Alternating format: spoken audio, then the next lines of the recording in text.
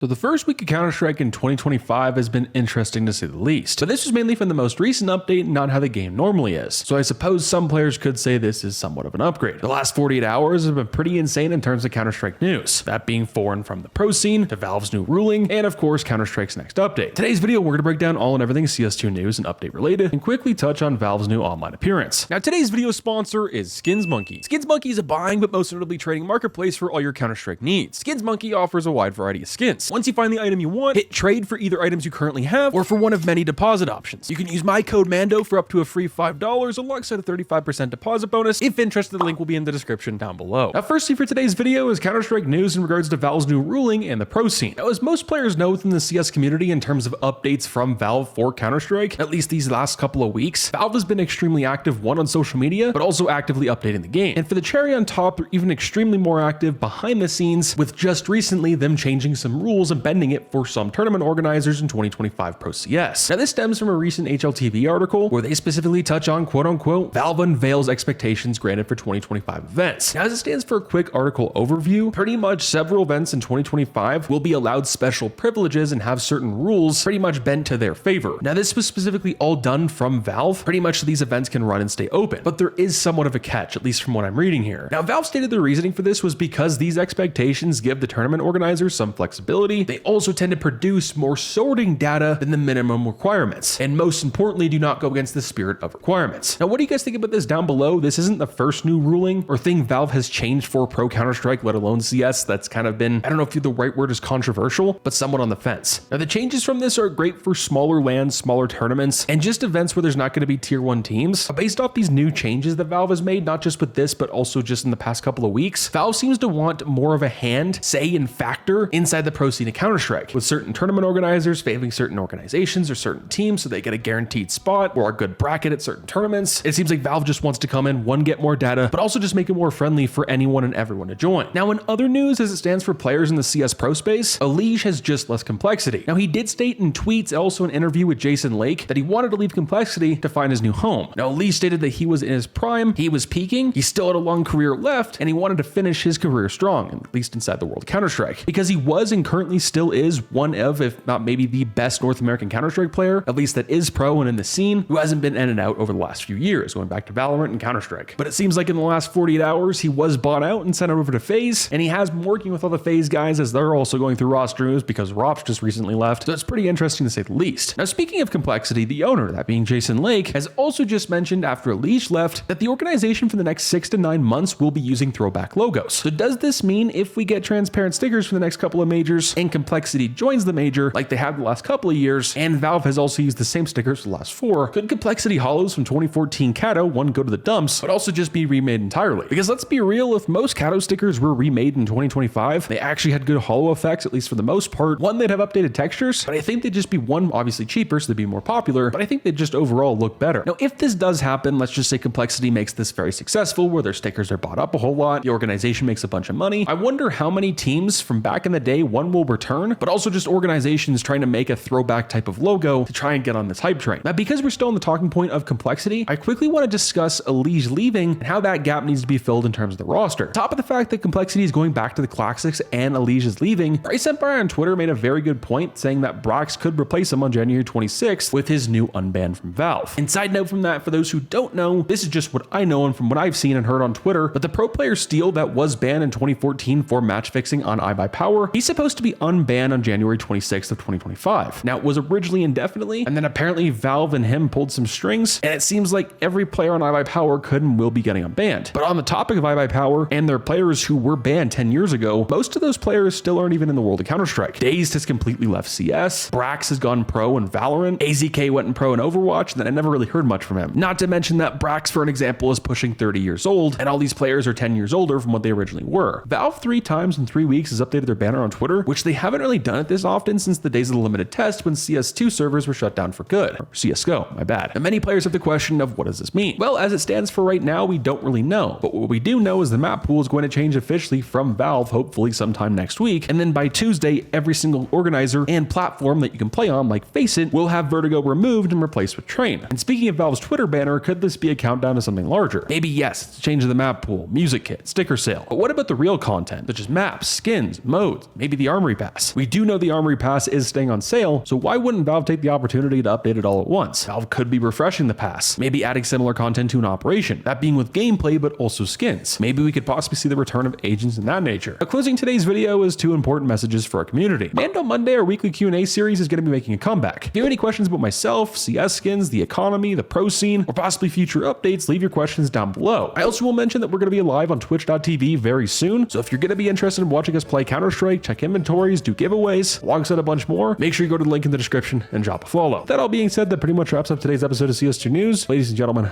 Fallout.